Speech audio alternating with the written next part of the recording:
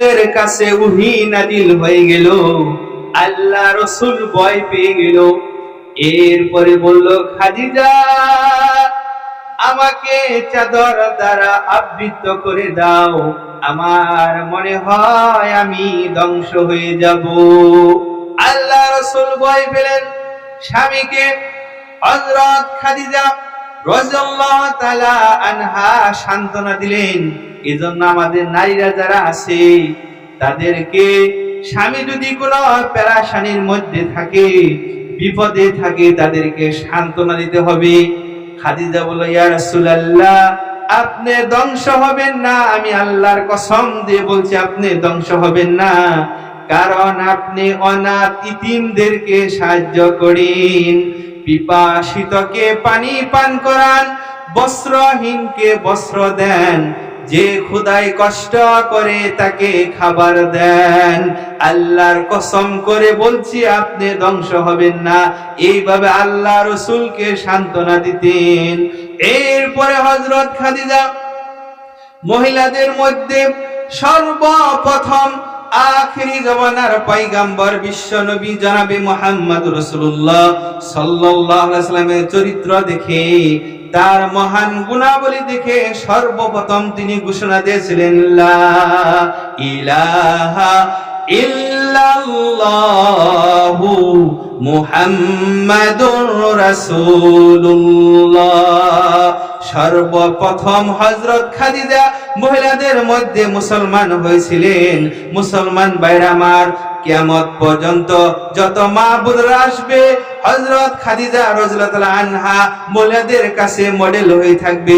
কিভাবে হযরত মুহাম্মদ মুস্তাফা সাল্লাল্লাহু আলাইহি ওয়াসাল্লামকে সম্মান করেছে, কেমন স্বামী ভক্ত ছিল। এরপরে একদিন আল্লাহ রাসূলের খেদমত করার কারণে, ভালোবাসার কারণে আল্লাহ রাসূল ঘরে এসে বলতেছে, খাদিজা গো, জিবরাইলের মাধ্যমে তোমার আমল আখলাক দেখে আল্লাহ তাআলা জিবরাইলের কাছে তোমার জন্য সালাম পাঠিয়ে দিয়েছেন। আল্লাহ রাসূলের পরে হযরত খাদিজা যখন ইন্তিকাল করেন, ইন্তিকালের পরে আল্লাহ রাসূল মাঝে মাঝে খাদিজার কথা চিন্তা করে কান্না করেছে, চোখের পানি ফেলেছে। কারণ আল্লাহ রাসূলের খেদমত করার জন্য, আল্লাহ রাসূলকে ভালোবাসার জন্য আল্লাহ রাসূলের অন্তরের মধ্যে দাগ কেটেছে। এজন্য খাদিজার কথা স্মরণ হলে আল্লাহ রাসূল মাঝে মাঝে চোখের পানি ফেলতো।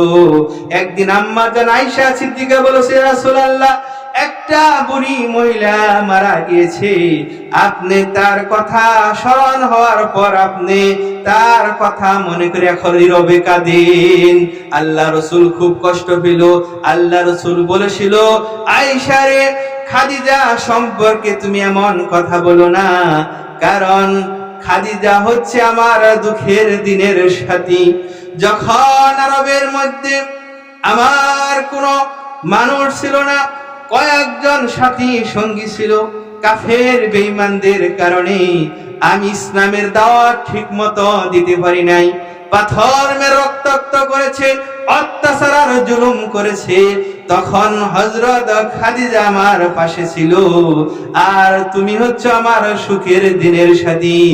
এই জন্য হযরত খাদিজা রাদিয়াল্লাহু তাআলা ইন্তিকালের পরে আল্লাহর পয়গম্বর বিশ্ব নবী জনাবে মুহাম্মদ রাসূলুল্লাহ সাল্লাল্লাহু আলাইহি ওয়াসাল্লাম মাঝে মাঝে বকরি জবাই করে খাদিজার বান্ধবীদেরকে দাওয়াত খাওয়াতেন। সুবহানাল্লাহ পড়েন।